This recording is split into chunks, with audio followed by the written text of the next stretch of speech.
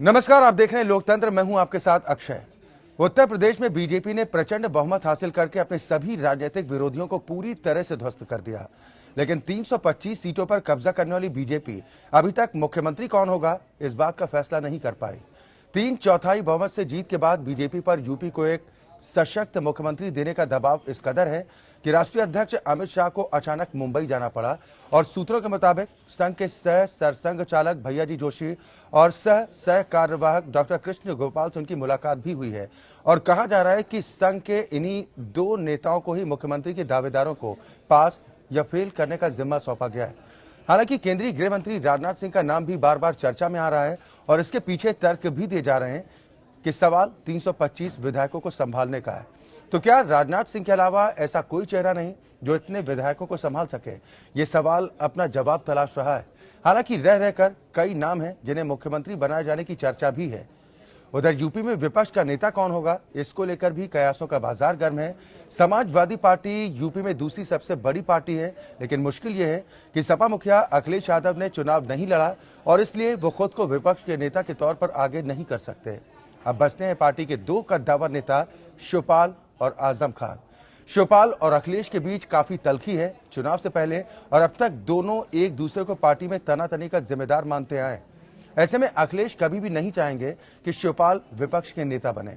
वहीं आजम खान हमेशा विवादित बयान देकर पार्टी का नुकसान करते आए हैं। ऐसे में सवाल यह है कि क्या अखिलेश कोई चौथा विकल्प ढूंढेंगे या फिर अपमान का घूंट पीकर चाचा शिवपाल को विधानसभा में विपक्ष का नेता बनाएंगे। यानी मुख्यमंत्री और विपक्ष के नेता की ये लड़ाई अब काफी दिलचस्प नजर आ रही है। क्या आसार बन सकते हैं? आज लोकतंत्र में हम इसी पर चर्चा करेंगे।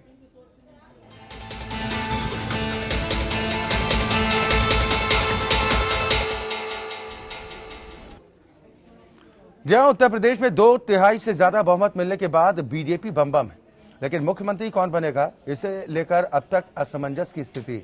मीडिया में हालांकि कई नाम आ रहे हैं, लेकिन पार्टी अब तक किसी भी नाम पर मुहर नहीं लगा पाई। उधर विपक्ष का नेता कौन होगा, इसको लेकर समाजवादी पार्टी में ऊहापोह है।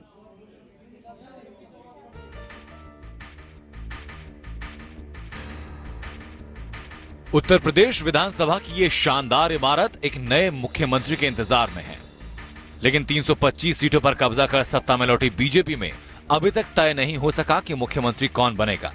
गद्दी राजनाथ को मिलेगी या किसी और को? राजनाथ के करीबी समर्थन में तर्क दे रहे हैं 325 विधायकों को कौन संभालेगा, यानी राजनाथ के अलावा कोई और ऐसा नेता नहीं जो इतने विधायकों को संभाल सके। लेकिन ये भी कहा जा रहा है कि केंद्र में मोदी पर नजर रखने के लिए संघ राजनाथ को यूपी की राजनीति में वापस नहीं लाएगा। यूं तो विधायक दल की बैठक 16 मार्च को होनी है, लेकिन ये भी तय है कि नाम पर अंतिम मोहर तो मोदी की ही लगेगी। ऐसे में किसी के भी नाम को लेकर कोई भी दावा नहीं किया जा सकता। 3/4 बहुमत से जीत के बाद बीजेपी पर यूपी को एक सशक्त मुख्यमंत्री देने का दबाव इस कदर है कि राष्ट्रीय अध्यक्ष अमित शाह को अचानक मुंबई जाना पड़ा और सूत्रों के मुताबिक संघ के सह सरसंघ चालक भैयाजी जोशी और सह सर कार्यवाहक डॉक्टर कृष्ण गोपाल से उनकी मुलाकात हुई। बताया जा रहा है कि संघ के इन्हीं दोनों नेताओं को ही मुख्यमंत्री के दावेदारों को पास और फेल करने का जिम्मा मिला है। प्रोटोकॉल में संघ के शीर्ष पदाधिकारियों का स्तर बीजेपी के बड़े नेताओं से ऊपर होता है, चाहे वो पार्टी के राष्ट्रीय अध्यक्ष ही क्यों न हो। लिहाजा किसी फैसले पर विचार विमर्श के लिए बीजेपी के शीर्ष नेता संघ पदाधिकारियों के पास जाते हैं, न कि संघ पदाधिकारी उनके पास आते हैं। मंत्री स्तर के फैसले बीजेपी का शीर्ष नेतृत्व करता है, लेकिन बात जब मुख्यमंत्री तय करने की होती है तो इसमें संघ की सहमति जरूरी है। माना जा रहा है कि लखनऊ में शपथ ग्रहण समारोह 18 से 22 मार्च के बीच हो सकता है। एक कयास ये भी है कि संगठन से किसी को भेजने की तैयारी है जो मोदी की तरह दिन को न दिन और रात को न रात समझकर काम करने वाला हो। संघ से मुख्यमंत्री भेजने की तैयारी इसलिए भी है जिससे यूपी की पार्टी नेताओं में नाराजगी न हो। उधर यूपी में विपक्ष का नेता कौन होगा, इसे लेकर भी कयासों का बाजार गर्म है। समाजवादी पार्टी यूपी में दूसरी सबसे बड़ी पार्टी है, लेकिन सपा मुखिया अखिलेश यादव ने चुनाव नहीं लड़ा, इसलिए वो खुद को विपक्ष के नेता के तौर पर आगे नहीं कर सकते। पार्टी के दो कद्दावर नेता हैं, शिवपाल और आजम खान। शिवपाल और अखिलेश के बीच काफी तल्खी है। चुनाव से पहले और अब तक दोनों एक दूसरे को पार्टी में तनातनी को लेकर जिम्मेदार मानते आए हैं। ऐसे में अखिलेश कभी भी नहीं चाहेंगे कि शिवपाल विपक्ष का नेता हो, तो वहीं आजम खान हमेशा ही विवादित बयान देकर पार्टी का नुकसान ही करते आए हैं। ऐसे में सवाल यह है कि क्या अखिलेश कोई चौथा विकल्प ढूंढेंगे या अपमान का घूंट पीकर चाचा शिवपाल को विधानसभा में विपक्ष का नेता बना देंगे। यानी मुख्यमंत्री और विपक्ष के नेता की ये लड़ाई काफी दिलचस्प होने वाली है। Bureau report, APN. या तो 325 सीटों पर कब्जा करने वाली बीजेपी अभी तक मुख्यमंत्री कौन होगा इस बात का फैसला नहीं कर पाई है। 3/4 बहुमत से जीत दर्ज करने के बाद बीजेपी पर यूपी को एक सशक्त मुख्यमंत्री देने का दबाव अब इस कदर है कि राष्ट्रीय अध्यक्ष अमित शाह को अचानक मुंबई जाना पड़ा। और जो सूत्रों के मुताबिक जानकारी आई कि संघ के संघ चालक भैयाजी जोशी और सर कार्यवाहक डॉक्टर कृष्ण गोपाल से उनकी मुलाकात भी हुई है। और कहा जा रहा है कि संघ के इन्हीं दो नेताओं को मुख्यमंत्री के दावेदारों को पास या फेल करने का जिम्मा सौंपा गया। उधर नेता विपक्ष को लेकर भी ऊहापोह की स्थिति है। दो खास मेहमान हमारे साथ जुड़े हैं। सबसे पहले अपने दर्शकों की मुलाकात अपने मेहमानों से कराते हैं। मेरे साथ नोएडा स्टूडियो से डॉक्टर हिलाल नकवी साहब हैं। आप राष्ट्रीय प्रवक्ता हैं कांग्रेस पार्टी के। हिलाल भाई, बहुत स्वागत है आपका। साथ ही वरिष्ठ पत्रकार प्रदीप कपूर जी हमारे साथ इस चर्चा में शामिल हैं। प्रदीप जी, आपका भी बहुत स्वागत। नमस्कार। सबसे पहला सवाल आपसे ही प्रदीप जी, ये ऊहापोह की स्थिति आखिर क्यों देखने को मिल रही? देखिए अक्षय जी, ये चुनाव जो लड़ा गया है उत्तर प्रदेश में, वो मोदी जी को आगे रख के किया गया था। जिस तरह से 2014 में लोकसभा का चुनाव मोदी जी को आगे रख के किया गया था, वही फेस थे। इस तरह से यूपी विधानसभा भी जो है मोदी ही जी फेस थे।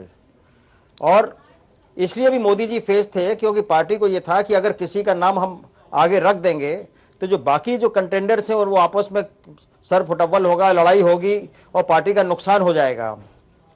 और आपने देखा होगा कि कई महीनों से योगी आदित्यनाथ अपनी दावेदारी प्रस्तुत करते रहे हैं जी, और और वो मुख्यमंत्री पद के लिए उनके समर्थक भी करते रहे हैं। और इस तरह के और भी कई लोग हैं कि जो मुख्यमंत्री के ख्वाहिशमंद हैं। तो इसीलिए ये चुनाव से पहले आपसी मनमुटाव ना हो, नुकसान ना हो पार्टी का, इसलिए मोदी जी को ही आगे रख के चुनाव लड़ा गया। और इसी वजह से जो है अब ये दिक्कत चुनाव कहाँ है? इतना प्रचंड प्रदीप जी, बहुमत अब मिला दिक्कत है। कहाँ पर आ रही है? दिक्कत अभी भी देखिए दिक्कत अभी भी ये आ रही है कि ये 300 से ऊपर जो विधायक आए हैं उनको लेके क्या होगा, संघ की क्या सोच है, पार्टी के शीर्ष नेता की क्या सोच है, और ये जो बाकी जो यहाँ के प्रदेश में नेता है वो किसको स्वीकार करेंगे, आपसी झगड़ा ना हो। इन सारे पहलुओं को देखते हुए देखिए उत्तर प्रदेश का जो मुख्यमंत्री होगा उसके ऊपर जिम्मेदारी यह है कि 2019 में जो लोकसभा के चुनाव होने वाले हैं उसमें भी पार्टी की भूमिका काफी बेहतर रहे, जो बढ़त मिली है वो बरकरार रहे। और जो लोकसभा का चुनाव हुआ था 2014, उसका जो एंटी इनकम्बेंसी है उसको भी ठीक ठाक करे। तो जिम्मेदारी बहुत है उत्तर प्रदेश का, जो भी मुख्यमंत्री होगा जी, और सारी निगाहें उसके ऊपर होंगी। तो इसलिए पार्टी भी, संघ भी, सभी इस तरह के चेहरे को देखने में लगे हुए हैं। और देखिए राजनाथ सिंह जी जो हैं वो दिल्ली में नंबर 2 की पोजीशन एंजॉय कर रहे हैं, होम मिनिस्टर हैं। मुझे नहीं लगता कि वो चाहेंगे कि उनको भेज दिया जाए उत्तर प्रदेश में मुख्यमंत्री बनाकर। वो जो अपनी जिम्मेदारी दिल्ली में लिए हुए हैं उसको नहीं छोड़ना चाहेंगे। कोई बहुत बड़ी मजबूरी हो, जबरदस्ती उनको जो है संघ और इस तरह का कोई, जिसे कहना चाहिए कि प्रेशर डाले तभी हो पाएगा, वरना वो स्वयं तो इच्छा नहीं होगी, वो नहीं आना चाहेंगे। डॉक्टर हिलाल नकवी साहब, क्या भारतीय जनता पार्टी को एक सशक्त चेहरे की तलाश है? ये तलाश अब तक पूरी नहीं हो पा रही, इसलिए इतना वक्त लग रहा है? अक्षय, यहाँ पे हम दो बातें कहना चाहेंगे जी। पहली बात यह है कि अगर आप एक तरफ देखिए कि मणिपुर का और गोवा की जब बात होती है, जहां पे संविधान के विरुद्ध जाकर के अपनी सरकार गठित करनी होती है, वहां तुरंत मुख्यमंत्री मिल जाता है और तुरंत जो है वो वहां पे मुख्यमंत्री की शपथ ग्रहण भी हो जाता है। तो संवैधानिक रूप से कार्य करने में भारतीय जनता पार्टी को शायद दिक्कत होती है। इसी वजह से उत्तर प्रदेश और उत्तराखंड इन जगहों के पर वो अभी तक के अपना मुख्यमंत्री नहीं चुन पाए हैं। दूसरी विशेष बात यह है कि उत्तर प्रदेश में शायद उनके पास कोई ऐसा नेता है ही नहीं जिसको कि वो मुख्यमंत्री के तौर के पर आगे बढ़ा सके, जो न केवल सर्वमान्य हो पार्टी के अंदर बल्कि जनता भी उसको स्वीकार करे। कपूर बाकी उनका अपना पूरी तरह से आंतरिक मामला है, वो किसको मुख्यमंत्री बनाना चाहते हैं, किसको मुख्यमंत्री नहीं बनाना चाहते। लेकिन जो उनका उसका मैसेज आ रहा है वो यही आ रहा है कि जहां के पर उनके पास पूर्ण बहुमत की सरकार है, जहां उनके पास पूरी आजादी है, वो जिसको चाहे मुख्यमंत्री बना दे, वहां मुख्यमंत्री नहीं बना पा रहे। स्पष्ट दिखाता है कि उनके यहां इस वक्त उत्तर प्रदेश के अंदर कोई भी ऐसा नेता नहीं है, कोई ऐसा नेतृत्व नहीं है जिसके सपोर्ट वो यहां के मुख्यमंत्री बना सके और उसके बाद वो आगे बढ़ सके। दूसरी तरफ ये है कि जहां कहीं भी इनके अल्पमत में है, जहां कहीं इस प्रकार के काम करने होते हैं जो कि संविधान के विरुद्ध जाके करने होते हैं, उसके अंदर पूरी तरह से महारत हासिल है भारतीय जनता पार्टी। एक बात अभी डॉक्टर हिलाल नकवी साहब आपने कही कि जहां पर भारतीय जनता पार्टी, हालांकि बहुमत तो कोई भी पार्टी नहीं पा पाई थी, लेकिन भारतीय जनता पार्टी दूसरे नंबर पर थी, सबसे बड़ी पार्टी आपकी थी। सुप्रीम कोर्ट ने भी तो आप लोगों की नहीं सुनी। जी, सुप्रीम कोर्ट ने भी कह दिया कि अगर आपके पास देखिए, बहुमत था, आपको दावा पेश करना था, तो पहला दरवाजा तो राज्यपाल के पास खुलता है, फिर आते हैं। देखिए जी, अक्षय आपकी बात बिल्कुल सही है। अब यहां के पर ये तो वही बात हो गई कि अगर यहां के पास समाजवादी पार्टी अपना दावा पेश कर दे कि हम जो है वो बनाने जा रहे हैं अपनी सरकार, तो क्या यहां के राज्यपाल उनको आमंत्रित कर लेंगे सरकार बनाने के लिए? निश्चित रूप से नहीं करेंगे, स्वाभाविक रूप से नहीं करेंगे। और दूसरी बात ये कोई सूची देनी होगी हस्ताक्षरों की। डॉक्टर हिलाल नकवी साहब, आप लोग बेहतर तरीके से समझते होंगे कि जब राज्यपाल महोदय के पास पहुंचते होंगे तो बाकायदा जहां तक सवाल उठता है होगी हस्ताक्षर की, समर्थन की, या ऐसे कोई भी पहुंच जाएगा सरकार बनाने की मंजूरी दे देगी? अक्षय, इसमें एक बात बड़ी स्पष्ट है जी। कि अगले ही दिन अगर जाकर के उन्होंने कह दिया कि हम जो है वो सरकार बनाने के लिए तैयार हैं और गवर्नर ने, राज्यपाल ने उनको आमंत्रित कर लिया सरकार बनाने के लिए, तो वहां कांग्रेस जाकर के किस बात का दावा ठोकती, किस बात के लिए कहती कि हमको जो है वो लिया जाए? सर, फ्लो टेस्ट करा दिए। 100 मीटर की रेस है कि जो पहले पहुंच गया उसको बुला लिया जाएगा। फ्लो टेस्ट करवा दिया जाए ना, 100 मीटर की इससे रेस बेहतर विकल्प क्या होगा? नहीं, फ्लोर टेस्ट जो है, जब आपने एक को बुला करके मुख्यमंत्री बना दिया, उसने शपथ ले लिया, उसको पूरा मौका इस बात का दिया कि जितने वो लोग जो कि इंडिपेंडेंट थे या दूसरे दल के थे उनको उन्होंने मंत्री बना लिया है, इसके बाद फ्लोर टेस्ट का क्या मतलब होता है? ये कोई 100 मीटर की रेस तो बताई नहीं है संविधान में कि जैसे ही रिजल्ट आएगा जो दौड़ करके पहले गवर्नर को छू लेगा उसी की सरकार बन जाएगी। ये तो अक्सर बहुत ही अजीबोगरीब बात जो है वो भारतीय जनता पार्टी लगातार कह रही है। आखिर यहां पे क्यों नहीं अपना नेता वो ढूंढ पा रहे हैं? प्रदीप कपूर यहां पर भी तो उनको अपना नेता कितना दम है डॉक्टर हिलाल नकवी की बातों में? देखिए, हिलाल नकवी साहब एक बात जो ठीक कह रहे हैं कि गवर्नर साहब को दोनों से जो है दावा मांगना चाहिए था कि भाई आपका क्या कहना है, आप बना सकते हैं कि बना सकते हैं, आपका क्या कहना है। दोनों पार्टियों के लोगों से बात करनी चाहिए थी। उसके बाद जो सपोर्ट लेटर्स वो दोनों पार्टियां देती, उसको एग्जामिन करते और एग्जामिन करने के बाद अपना विवेक इस्तेमाल करते। लेकिन यहां तो उन्होंने सीधे जिस पार्टी के नंबर कम थे उसको जो है मान लिया इन्होंने और कांग्रेस को मौका ही नहीं दिया। तो ये तो गवर्नर को भी अपना विवेक इस्तेमाल करके दोनों को बात करनी चाहिए थी, ताकि दिखाई तो दे। देखिए, होता कुछ बहुत है लेकिन दिखना भी चाहिए कि न्याय हो रहा है जी।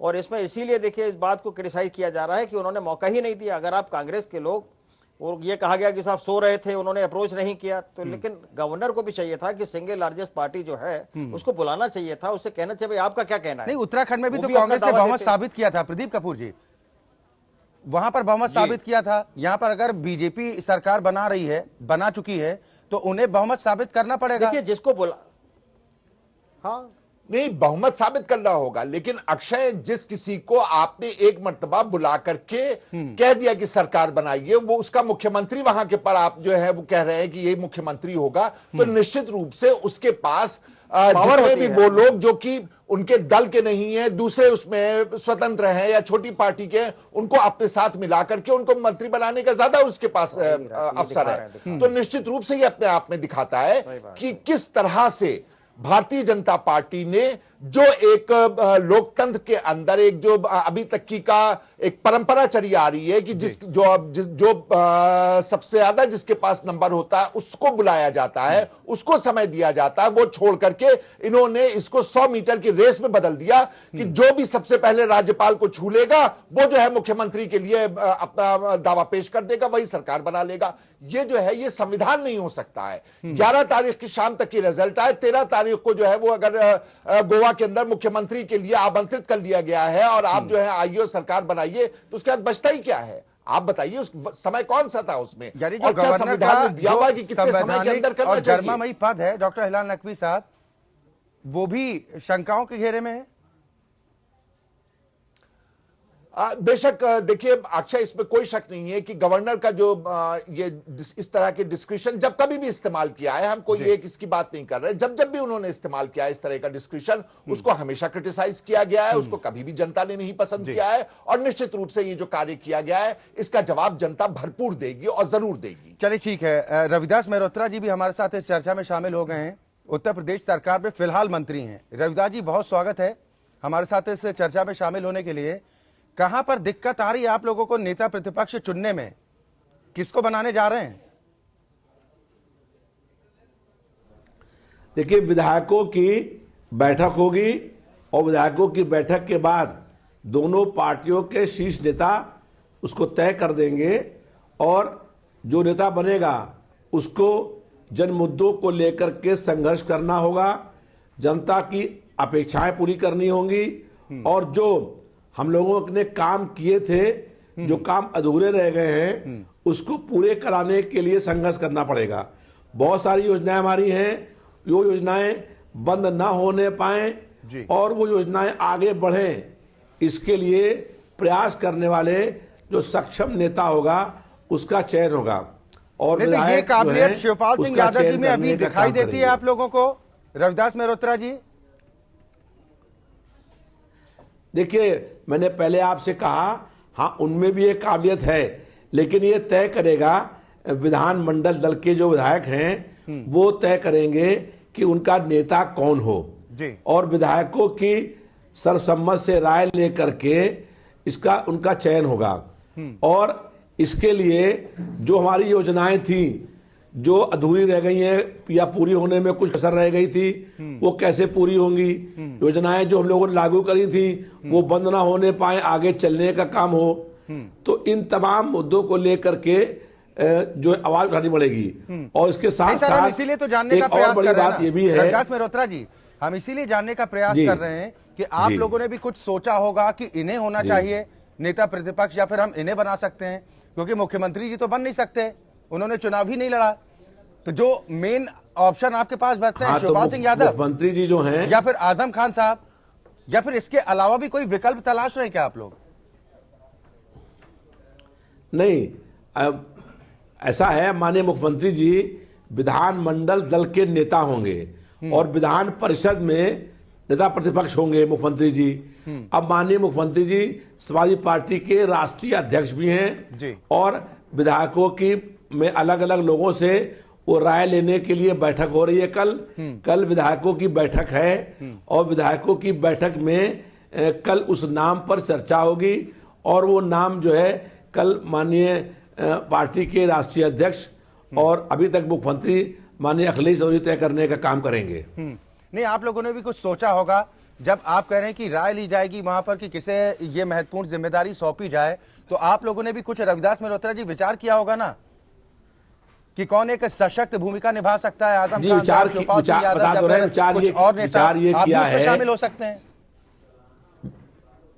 विचार ये है कि जो जनता के मुद्दों को लेकर के विधानसभा के अंदर और विधानसभा के बाहर संघर्षों की अगुवाई करे, जो विधानसभा के अंदर हमारी अधूरी योजनाओं को पूरा करने के लिए प्रयास करे, जो योजनाएं चल रही हैं वो बंद ना होने पाए, वो पूरा हो।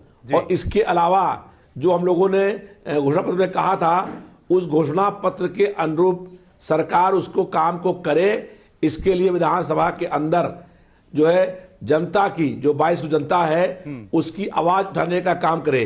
प्रतिपक्ष का मतलब ये होता है कि सरकार की गलतियों पर भी ध्यान आकर्षण हो, सरकार जहां पर असफल हो उसको अवगत करा जाए और जहां पर ये तो नियम कायदे वाली बात, रविदास मेहरोत्रा जी, ये तो नियम कायदा आपने बता दिया कि ऐसा होना चाहिए, वैसा होना चाहिए। प्रदीप कपूर जी, मैं आपके पास आता हूं, इस पर क्या रिएक्शन देंगे? समाजवादी पार्टी में आखिर नहीं, कौन सा हमने वो चेहरा कहा कि ऐसा आप देख व्यक्ति पाते हो हैं? जो उस पर ठीक है, रविदास सक्षम हो। विधान, प्रदीप जी, देखिए अक्षय जी कि विधानसभा में लीडर अपोजिशन कौन होगा, ये भी ये तय करेगा कि समाजवादी पार्टी का भविष्य क्या होगा। समाजवादी पार्टी का जो अंदरूनी झगड़ा चल रहा था वो क्या शेप लेगा। क्योंकि अगर, जैसा कि आपने भी कहा कि अगर मुख्यमंत्री श्री अखिलेश यादव जो पार्टी के राष्ट्रीय अध्यक्ष भी हैं, वो अगर श्री शिवपाल यादव जी को लीडर अपोजिशन बनाते हैं तो इसका मतलब है कि वो आपस में समझौता करने के लिए अग्रसर है और समाजवादी पार्टी में झगड़ा आगे ना बढ़े उसका एक प्रयास होगा। तो अगर इस तरह का प्रयास होगा तो शिवपाल यादव जी ही बनेंगे।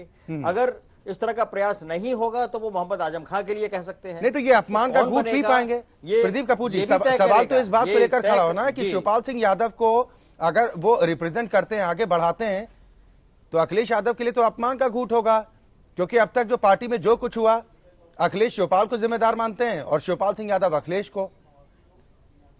जाहिर बात है, देखिए इन्हीं दोनों के झगड़े की वजह से पार्टी कहां से कहां पहुंच गई, 220 से पहुंच गई वो जहां पर अब मौजूदा स्थिति है।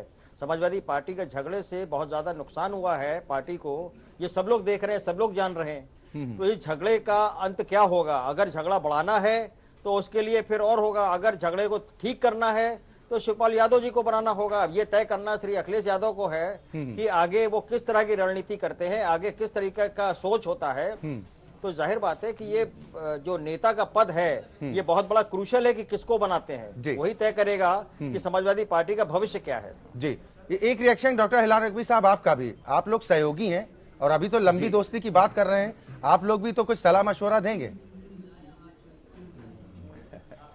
अक्षय, देखिए यहाँ पर जो आप बात पूछ रहे हैं इसके हमारे पास दो ही जवाब समझ में आते हैं।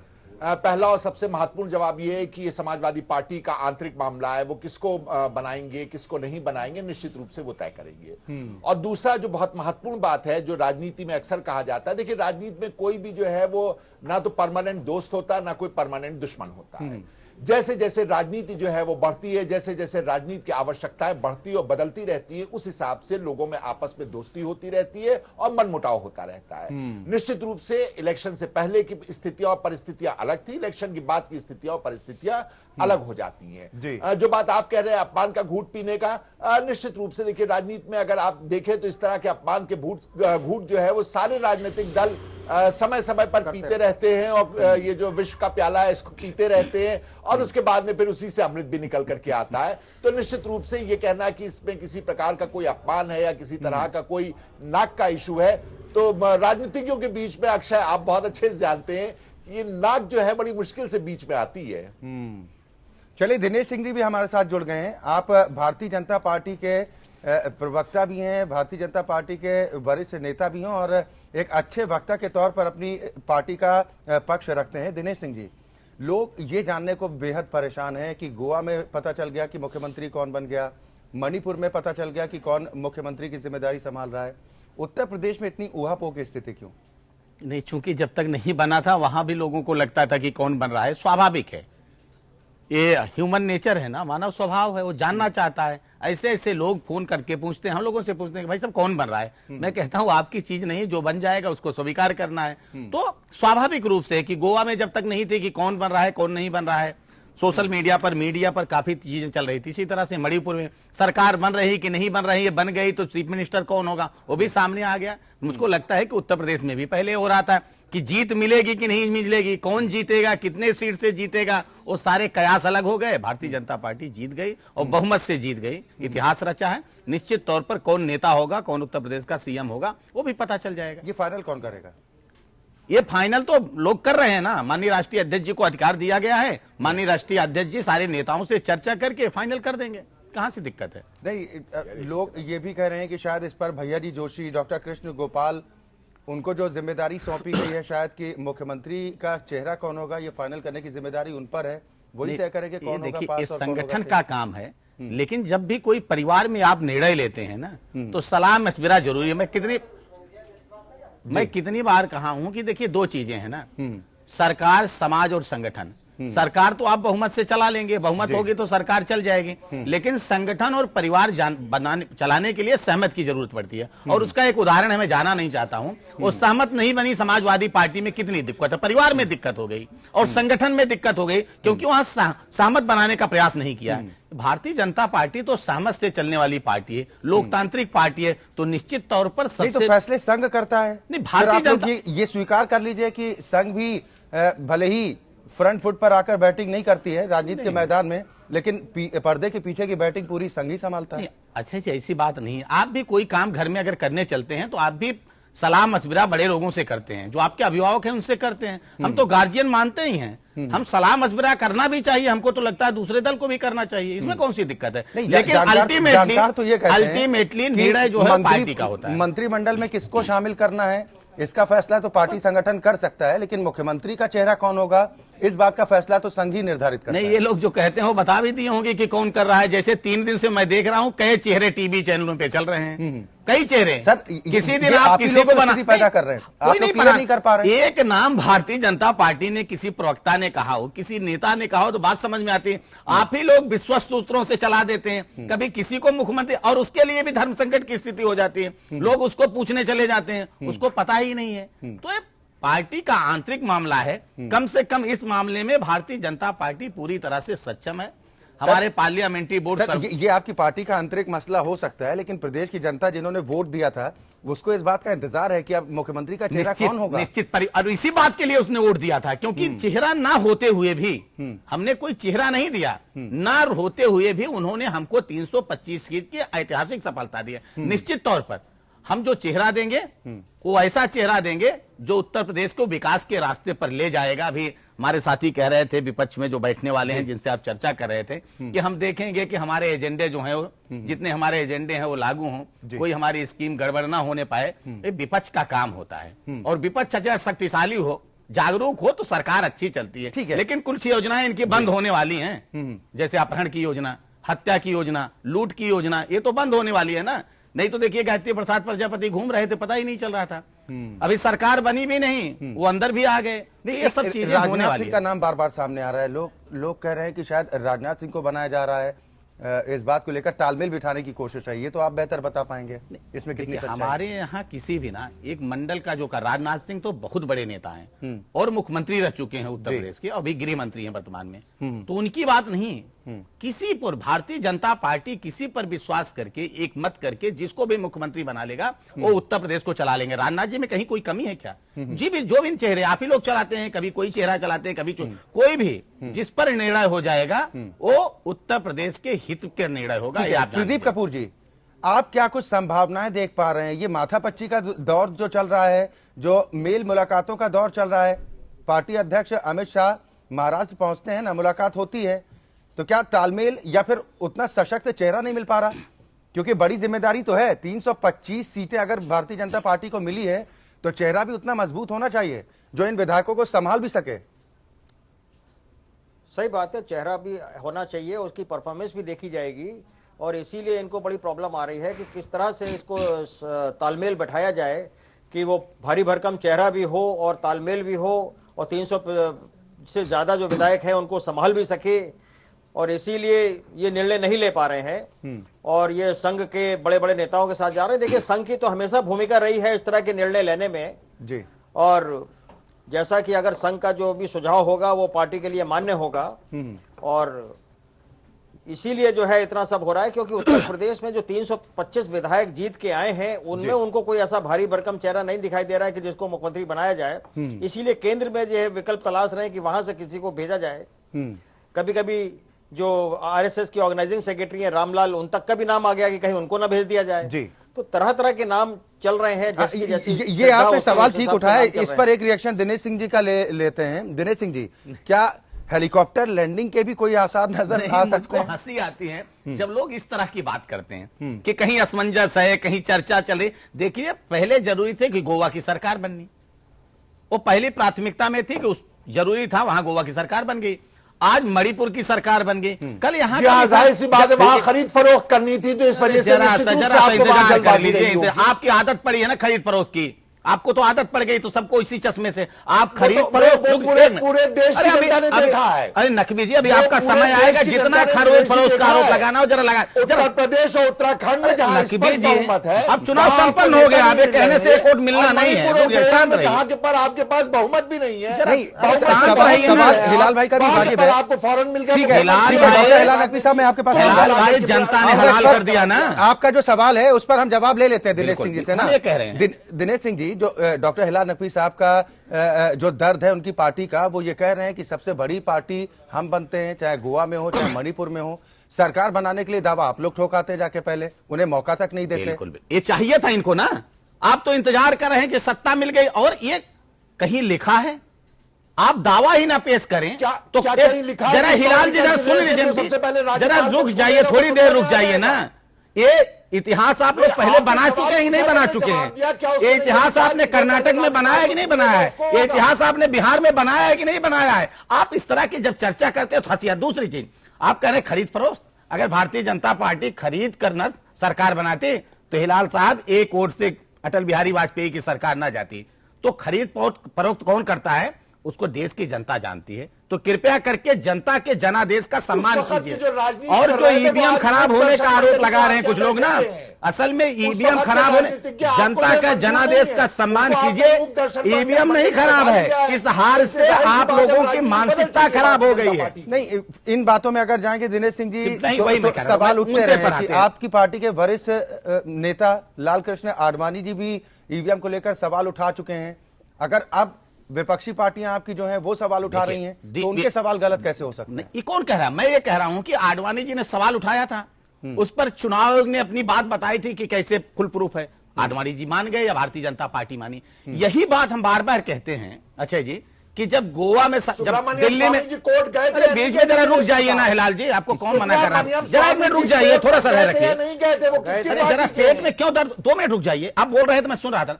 70 सीटों में जब 67 सीटें आम आदमी पार्टी जीत जाती है तो आपको दिक्कत नहीं होती है दिल्ली में। जब पंजाब में 117 सीटों में आप 77 सीटें जीत जाते हैं तो आपको ईवीएम खराब नजर नहीं आती। कांग्रेस जब ने बिहार, कोई जब प्रश्न सुन नहीं लीजिए, उठाया सुनने में क्या दिक्कत है? दिनेश सिंह जी, जब कांग्रेस बिहार ने में कोई प्रश्न 243 नहीं उठाया सीटों में 176 सीट आपके नहीं, गठबंधन हिलाल को भाई, मिल जाती यहाँ पर तो मैं है, ईवीएम रोकूंगा। खराब नहीं होती है। आपके जब 403 सीटों जो में अभी कार्यवाहक 325 मुख्यमंत्री सीट मिल जाती होती, जो कार्यवाहक मुख्यमंत्री के तौर पर उत्तराखंड में अभी सत्ता संभाल रहे हैं हरीश रावत जी, उन्होंने तो सवाल खड़ा किया है ईवीएम को लेकर। आप कह रहे हैं कि हम लोगों ने सवाल नहीं उठाया। बीएसपी सुप्रीमो तो मोर्चा खोलने जा रही है कि हम हल्ला बोल रहे हैं। कांग्रेस ने कोई सवाल नहीं उठाया है। सर, हरीश अगर आप रावत जी आपकी समझते पार्टी हैं में कि नहीं है क्या? लालकृष्ण आडवाणी जी अगर वो और अपनी हरीश दोनों रावत सीटों जी को जो है, बचा नहीं उनका पाए सवाल तो उठाना आप लोगों ने एक बाहर बराबर करने का है, प्लान तो बना आप लिया बात क्या? मान लेते हैं। हिलाल भाई, क्या हरीश रावत को पार्टी से बाहर करने का प्लान बना लिया क्या आप लोगों ने? अभी तो पार्टी में है ना हमने आपकी। कहा ना कि अगर आप समझते हैं कि लालकृष्ण आडवाणी जी के उठाया हुआ सवाल और हरीश रावत जी का उठाया हुआ सवाल एक बराबर से है तो हम आपकी बात मान लेते हैं कि हाँ उठाया है। नहीं तो आप इस बात का समर्थन कीजिए ना कि आप लोगों को भी आशंका है कि ईवीएम के जरिए गड़बड़ी हुई है, समर्थन कर दीजिए। हमने एक दफा नहीं कहा है। कांग्रेस का ना ये स्टैंड है, ना कांग्रेस ने कोई ये बयान दिया है। सर, हरीश ना रावत जी कांग्रेस ने को कहीं इस बात कहा की है। जानकारी नहीं है क्या? नहीं, हमने कहा ना कि इसके ऊपर प्रश्न उठाने का पहला काम अगर किसी ने किया भारतीय जनता पार्टी ने सर, किया ये है। पहला दूसरा चाहे मत बताइए। मुख्तार प्रदीप अब्बास कपूर जी, नकवी हो, प्रदीप चाहे कपूर जी, लालकृष्ण आडवाणी जी हो, जी, चाहे हत्या सुब्रमण्यम में स्वामी अगर जी हो, किसी की हत्या करने उन्होंने में सबसे पहले एक शख्स कहा, है, वोट में वो उसके गए। साथ 2 लोग हैं उन्होंने तो वो भी कहा, उस अब आप अपराध में सुनिए शामिल उन्होंने क्या हैं। कहा है। इसमें पहले दूसरे का नंबर कहाँ हरीश आता है? जी ने प्रदीप क्या कहा है, कपूर वो जी, सुन लीजिए। नहीं सही हरीश बात जी है। ने- अगर ये जो उत्तराखंड के मुख्यमंत्री जी ने अगर उठाया है ईवीएम के सवाल, तो ऐसा कैसे हो सकता है कि कांग्रेस अपनी जिम्मेदारी से बढ़ जाए कि हमने नहीं उठाया, वो कह रहे हैं। अगर उन्होंने भी उठाया है तो उनको भी शक है, तो जाहिर बात है कि वो पार्टी के चीफ मिनिस्टर रहे हैं अभी तक, तो बात तो मानी जाएगी ना। जी, उन्होंने सिर्फ ये कहा है कि ईवीएम मशीन में जब सुप्रीम कोर्ट के आदेश है कि वीवीपीएटी सिस्टम होना चाहिए तो वो सिस्टम क्यों नहीं लगाया गया है। उनका प्रश्न ये है और ये जायज प्रश्न है। ये तो सुप्रीम कोर्ट सर, के उनका आदेश बयान है। हमारे पास है। अगर इसको डॉक्टर इलेक्शन हिलाल कमीशन नकवी भी साहब आप मानता है। चाहते हैं तो वो बयान भी हम आपको सुना सकते हैं। उनका बयान हमने चलाया है। अगर आपको किसी तरह का कोई कंफ्यूजन है या आप बयान नहीं सुन पाए हैं तो हम बयान सुना देंगे। उत्तर प्रदेश में 2/3 से ज्यादा बहुमत मिलने के बाद बीजेपी बम जरूर कर रही है, लेकिन मुख्यमंत्री कौन बनेगा इसको लेकर अभी भी असमंजस में है। हालांकि मीडिया में कई नाम आ रहे हैं, लेकिन पार्टी अब तक किसी भी नाम पर मोहर नहीं लगा पाई। उधर विपक्ष का नेता कौन होगा इसको लेकर समाजवादी पार्टी में भी ऊहापोह की स्थिति है। इसी स्थिति को हम समझने की कोशिश कर रहे हैं। सभी खास मेहमान हमारे साथ बने हुए हैं। दिनेश सिंह जी, मैं आपके पास आता हूं। संघ से मुख्यमंत्री भेजने की तैयारी है क्या? क्योंकि नाराजगी हो सकती है, इसलिए शायद मंथन चल रहा है कि किसे बनाया जाए, नाराजगी भी ना हो ताकि। अच्छा जी, कभी संघ से मुख्यमंत्री नहीं भेजा जाता है, प्रधानमंत्री पार्टी से भेजा जाता सर, है। सरकार में भेज दिए जाते हैं तो फिर मुख्यमंत्री अगर नहीं भेजे जा सकते? पता नहीं कैसे लोग कहाँ से बताते हैं। अभी बने हैं 2 मुख्यमंत्री ना, कहाँ से भेजे गए? अभी तो बने हैं ना, नहीं, आज उन्हें भी तो छोड़ मणिपुर में दीजिए। बने हैं, कल गोवा में मनोहर बने हैं। पारिकर तो और- मजबूरी थे ना। और कल जो है ना, दिनेश जी, मनोहर कहीं पारिकर मजबूरी तो नहीं, जब मजबूरी थे बन ना। जाते हैं तो मजबूरी है भारतीय जनता पार्टी से ना। भारतीय जनता पार्टी के नेता मुख्यमंत्री बने हैं और भारतीय जनता पार्टी के नेताओं ने मुख्यमंत्री बनाया है।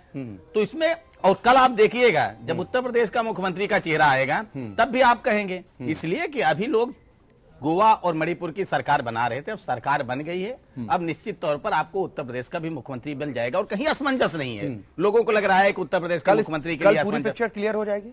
निश्चित तौर पे मुझे लगता है कि शाम तक क्लियर हो जाएगी, या शाम नहीं हो पाएगी तो अगले दिन हो जाएगी। ठीक है, रविदास मेहरोत्रा जी, मैं आपके पास आता हूं।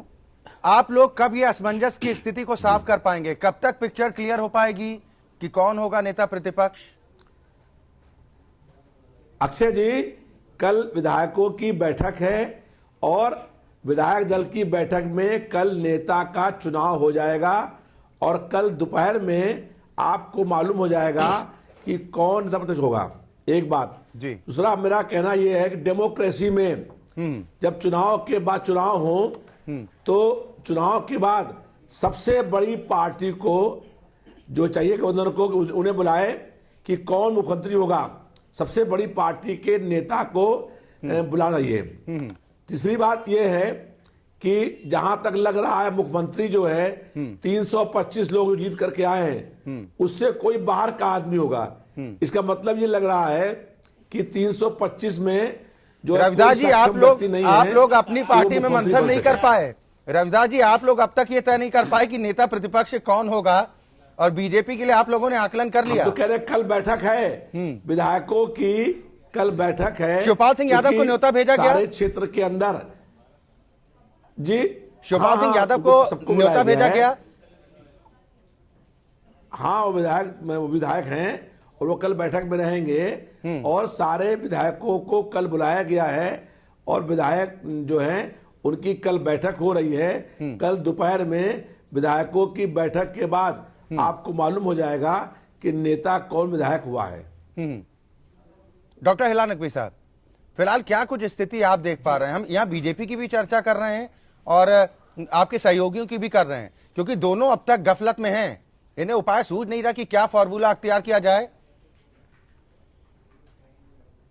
नहीं, गफलत में नहीं है। कल बैठक है विधायकों की और बैठक में चयन होगा। ये उनका अपना प्रेरोगेटिव है जी।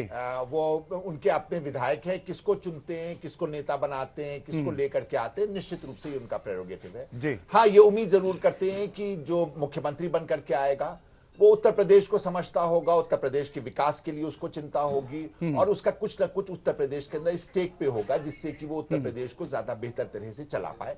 बाकी ये कि जिस किसी को भी मुख्यमंत्री जो है वो चुन करके देंगे, उसका उत्तर प्रदेश जो है निश्चित रूप से स्वागत करेगी। 325 विधायक सहयोगी के नाते तो हिलाल भाई आपने सोचा होगा ना कि नेता प्रतिपक्ष के रोल में ये बेहतर भूमिका अदा करेगा। आपने दोनों का पूछा तो हमने कहा भारतीय जनता पार्टी के बाद बता दें आपको कि जो कोई भी मुख्यमंत्री बन करके आएगा निश्चित रूप से उसका स्वागत होगा। उसके बाद में फिर जैसा वो कार्य करेगा उसी के हिसाब से उसकी विवेचना समय समय पर होती रहेगी और बधाई देने वालों में कांग्रेस पार्टी भी निश्चित रूप से होगी जिस किसी को भी मुख्यमंत्री बना। ठीक है, नहीं लेकिन अब हम आ जाते हैं समाजवादी पार्टी के लिए। ठीक है जी, समाजवादी पार्टी के उसके लिए अब हम आ जाते हैं। देखिए, समाजवादी पार्टी के लिए भी बात तो वही आ जाती है कि इनके चुने हुए विधायक जो है वो किसको अपना नेता प्रतिपक्ष चुनते हैं, ये इनके ऊपर निर्भर करता है। हमने ये भी कहा कि ये भी पूरी तरह से इनका आंतरिक मामला है। ये भी होता है जैसा आपने कहा था कि इन दोनों में से किसका होगा, किसकी किरकिरी होगी। तो देखिए, राजनीति जो है वो इस तरह से नहीं होती है। राजनीति जो है वो पूरी तरह से किस प्रकार के राजनीतिक आवश्यकता है उसके हिसाब से राजनीति होती है। उसमें कहीं नाक नहीं बीच में आती है। इसमें आप लोगों की कोई रायशुमारी ली जाएगी? राजनीतिक जो है डॉक्टर हिलाल नकवी, गठबंधन में आप लोग चुनाव लड़े, 7 या 8 जो भी विधायक आप लोगों के हैं, सर आप लोगों की भी इसमें कोई भूमिका होगी क्या?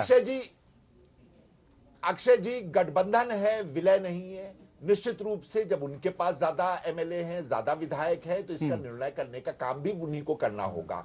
हाँ, ये जरूर हो सकता है कि वो भी ये इंतजार कर रहे हो कि मुख्यमंत्री आ जाए, तो जो मुख्यमंत्री होगा उसी हिसाब से वो नेता प्रतिपक्ष बनाना चाहेंगे। क्योंकि जाहिर सी बात है, अगर सत्ता दल का मुख्यमंत्री जो है वो बहुत ही महत्वपूर्ण व्यक्ति होता है, तो नेता प्रतिपक्ष भी बहुत ही महत्वपूर्ण होता है। तो इसका भी अक्सर लोग ध्यान रखते हैं कि जो हमारा मुख्यमंत्री है या जो भी प्रधानमंत्री बनता है, उसके सामने हमको नेता प्रतिपक्ष किसको बनाना होगा जो कम से कम अपनी बात को पूरी तरह से। ठीक है, प्रदीप कपूर जी, आप कौन से वो चेहरे, दो का तो जिक्र हम लगातार कर रहे हैं, दो का तो हम लगातार जिक्र कर रहे हैं कि नेता प्रतिपक्षी भूमिका में ये 2 बड़े नाम हैं, और इसके अलावा आपको कौन ऐसा नजर आता है जो इस भूमिका में नजर आ सकता है?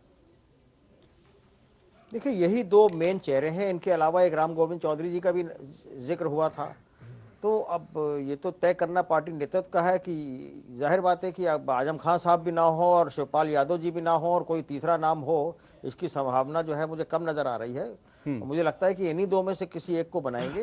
लेकिन उस स्थिति में प्रदीप कपूर जी, उस स्थिति में क्या हो, कौन बनेगा, उस स्थिति में क्या हो जब नतीजे सामने आने के बाद, परिणाम सामने आने के बाद ये डिमांड उठने लगी कि अखिलेश यादव जी जो आपको करना था कर लिए। आपने ही कहा था कि चुनाव के नतीजे सामने आ जाएंगे, पार्टी की सारी बागडोर नेताजी को सौंप देंगे। क्या इस तरह के हालात, क्योंकि अंदरूनी जो परेशानियां हैं समाजवादी पार्टी में वो भी कम तो हुई नहीं है ना? नहीं नहीं, बिल्कुल कम नहीं हुई है। तो इसीलिए तो मैं कह रहा हूं कि इसीलिए जो लीडर अपोजिशन का जो मामला है इतनी आसानी से तय नहीं हो पा रहा है। और ये मुझे लगता है कि या तो मुलायम सिंह जी को इंटरवीन करना पड़े कि वो सबको बैठा के एक पंचायत करें, बातचीत करें कि भाई क्या होना चाहिए, अब आगे हम लोगों की दिशा क्या होगी, है ना।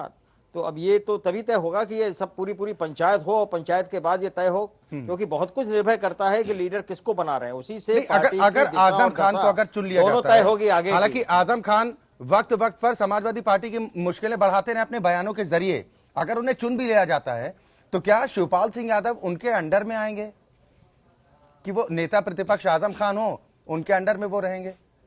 इस तरह की संभावना आप देख पा रहे हैं? देखिए नेता तो जाहिर बात नहीं, देखिए नेता अगर जो चुनाया जाएगा विधायक मंडल दल का तो है, इसमें अंडर की क्या इसमें अंडर की क्या बात होती है? देखिए वो तो मतलब अंडर, और वो तो सब सहयोगी होते हैं। एक लीडर किसी को चुन लिया गया जी, और उसके बाद तो सारे एमएलए उनके सहयोगी होते हैं, आपस में सब बैठ के बात करते हैं।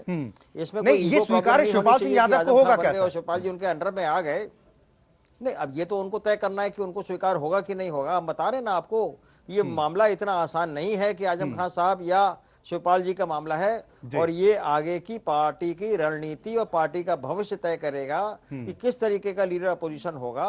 और उसमें इन्वॉल्वमेंट जो है वो नेता मुलायम सिंह यादव, श्री अखिलेश यादव, श्री शिवपाल यादव, सभी को बैठ के तय करना पड़ेगा कि इस मामले में क्या होना चाहिए। दिनेश सिंह जी, लोग मुख्यमंत्री का भी इंतजार कर रहे हैं, नेता प्रतिपक्ष को लेकर भी लोग इंतजार कर रहे हैं कि नेता प्रतिपक्ष कौन होगा, और समाजवादी पार्टी शायद इस बात का इंतजार कर रही है कि मुख्यमंत्री का चेहरा कौन होगा, फिर हम डिसाइड करें, जैसा प्रदीप जी भी कह रहे हैं। नहीं, मुझे लगता है कि ऐसा होना नहीं चाहिए, लेकिन ये उनका मामला है। ये नहीं होता है कि मुख्यमंत्री कौन बन रहा है उसके हिसाब से हम नेता प्रतिपक्ष बनाए, लेकिन निश्चित तौर पर जैसे ही सरकार बनेगी, सरकार का गठन होगा, वैसे ही प्रतिपक्ष भी आ जाएगा सामने। तो मुझे लगता है कि इसमें कोई बात, लेकिन कभी मुझे ये नहीं लगता है कि कौन मुख्यमंत्री बनेगा तो कौन नेता प्रतिपक्ष, मुझे थोड़ा सा इस बात में दम नहीं लगता है। लेकिन सरकार आने दीजिए, जैसे उनकी अपनी रणनीति होगी, किसको बनाते हैं। सेनापति का लोग चेहरा तो देखना ही चाहते हैं कि भाई जो जंग लड़ने जा रहे हैं भ्रष्टाचार के खिलाफ, जो जंग लड़ने जा रहे हैं कानून व्यवस्था को सही बनाए रखने के लिए, रोजगार के खिलाफ, स्वास्थ्य सेवाओं के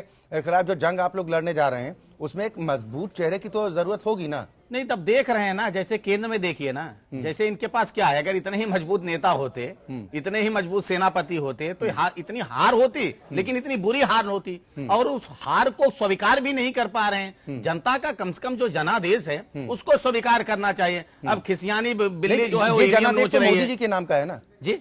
ये जनादेश भारतीय जनता पार्टी के नाम का है या फिर मोदी जी के नाम का? भारतीय जनता पार्टी और माननीय मोदी जी को आप एक दूसरे से अलग कैसे कर सकते हैं? आज मोदी जी जो हैं, जो भारतीय जनता पार्टी की देन है, आज मोदी जी की बदौलत भारतीय जनता पार्टी नीच नई ऊंचाइयों को प्राप्त कर रहा है, तो एक दूसरे को अलग करना तो यहाँ संभव सा है ना।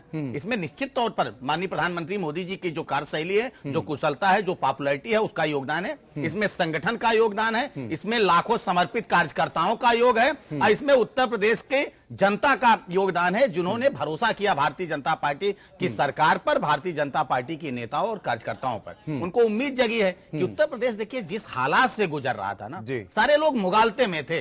हम लोग यहीं बैठ के इसी स्टूडियो में चर्चा करते थे, हिलाल साहब भी कभी कभी साथ होते थे, तो हम लोग बताते थे कि आप कानून व्यवस्था को जरा संभालिए, लेकिन मानने को तैयार नहीं होते थे। जनता ने सिखाया, हम लोग जब कहते थे नहीं सुन पाए।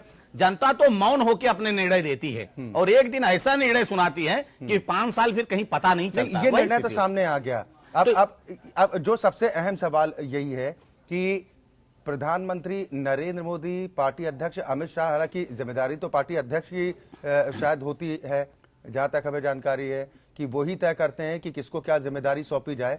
यहाँ पर संघ प्रमुख भूमिका निभा रहा है कि ऐसे मामलों में ना पार्टी अध्यक्ष अमित शाह ही फैसला कर देंगे। अच्छा जी, पार्लियामेंट्री बोर्ड की जब बैठक उस दिन हुई तो सर्वसम्मत से माननीय राष्ट्रीय अध्यक्ष जी को सौंप दिया गया अधिकार कि वो तय कर। वही है जो आपको लग रहा है ना कि कभी किसी के पास जा रहे हैं, कभी किसी के पास जा रहे हैं, तो वही आपको लग रहा है कि चर्चा करके, विचार करके, आपस में सामंजस्य बैठा के, कहीं कोई दुविधा तो है ही नहीं है। यहाँ कोई लड़ाई दूसरी पार्टी में जिस तरह की किसी पद के लिए लड़ाई चल रही थी, किसी पद को लेकर, किसी विधायक को लेकर, किसी कैंडिडेट को लेकर, किसी को, आपको लगा इतने दिन हो गए आज चुनाव परिणाम आए हुए, आपको कहीं कोई कार्यकर्ता बाहर आके कहा हो कि नहीं हम इस रेस में हैं।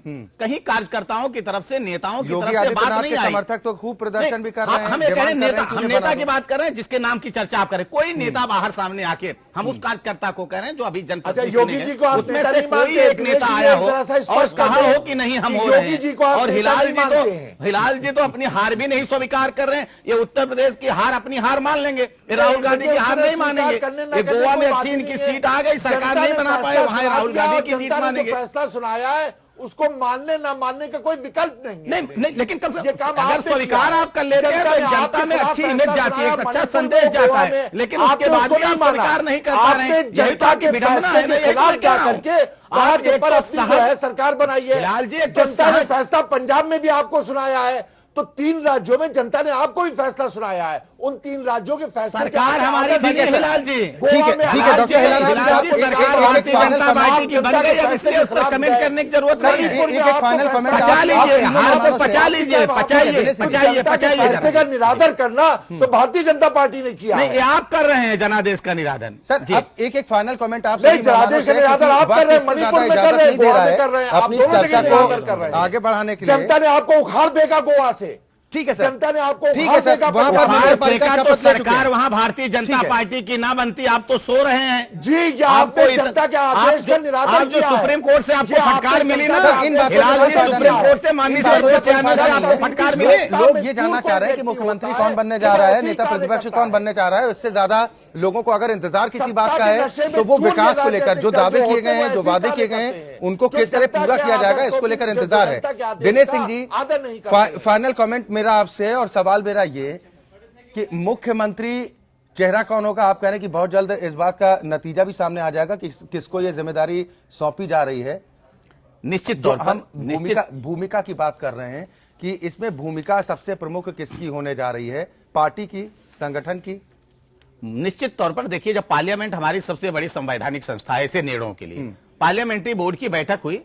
पार्लियामेंट्री बोर्ड की बैठक में माननीय अध्यक्ष जी को स्थिति दे दी गई कि उनको चयन करना है, तो आ जाएगा और आपके चैनल को भी पता चल जाएगा। नहीं तो मैं आपके चैनल पर जब आऊंगा तो हम आपको बता देंगे जैसे ही निर्णय आएगा। कहीं कोई असमंजस नहीं है, कहीं दूसरे दल से हमको कोई सहयोगी दल नहीं है जिससे हमको चर्चा करनी है, ना तो दूसरे दल से हमको चर्चा करनी है। तो इसलिए हमारा जो मुख्यमंत्री आएगा जैसे ही घोषित होगा सबसे पहले आपके चैनल को पता चल जाएगा। प्रदीप कपूर साहब, बहुत संक्षेप में, अब वक्त इससे ज्यादा इजाजत नहीं दे रहा है, दोनों जगह क्या संभावनाएं आप देख पा रहे हैं? गृह मंत्री राजनाथ सिंह के नाम के अलावा और जो तमाम नाम है वो भी आपके सामने हैं, और नेता प्रतिपक्ष के तौर पर 2-3 नाम जो हैं अभी चर्चा में आए। देखिए, ये तो मामला प्रधानमंत्री को और अमित शाह जी को और संघ के जो प्रमुख नेता हैं ये आपस में तालमेल बैठाकर ही जी। और तय कर पाएंगे कि उत्तर प्रदेश में किसको मुख्यमंत्री बनाएंगे। और रही बात उत्तर प्रदेश में विधानसभा में विपक्ष का नेता कौन होगा, जी। ये भी समाजवादी पार्टी के लिए बहुत ही कठिन समस्या है, लेकिन ये तय करना पड़ेगा श्री अखिलेश यादव चलिए, को बिल्कुल और बिल्कुल, मुलायम बहुत सिंह जी शुक्रिया, से सलाह बहुत लेकर। शुक्रिया प्रदीप जी। कपूर जी, आपका भी हमारे साथ इस चर्चा में शामिल होने के लिए। वक्त इससे ज्यादा इजाजत नहीं दे रहा, माफी चाहूंगा। डॉक्टर हिलाल नकवी साहब, आपका फाइनल रिएक्शन नहीं ले पाया, बहुत शुक्रिया हमारे साथ जुड़ने के लिए। और दिनेश सिंह जी, आपका भी बहुत शुक्रिया। फिलहाल सवाल इसी बात को लेकर उठ रहे हैं कि आखिर इतनी देरी किस बात को लेकर हो रही है। क्या बीजेपी को कोई ऐसा चेहरा, मुफीद चेहरा नहीं मिल पा रहा है जो 325 विधायकों को कमांड कर सके? और साथ ही नेता प्रतिपक्ष में जो सवाल उठाए जा रहे हैं कि शिवपाल सिंह यादव या आजम खान, या फिर इसके अलावा और कोई विकल्प? 1-2 दिन का इंतजार और उसके बाद सारी परिस्थिति साफ हो जाएगी। लोकतंत्र पे फिलहाल आज के लिए इतना ही।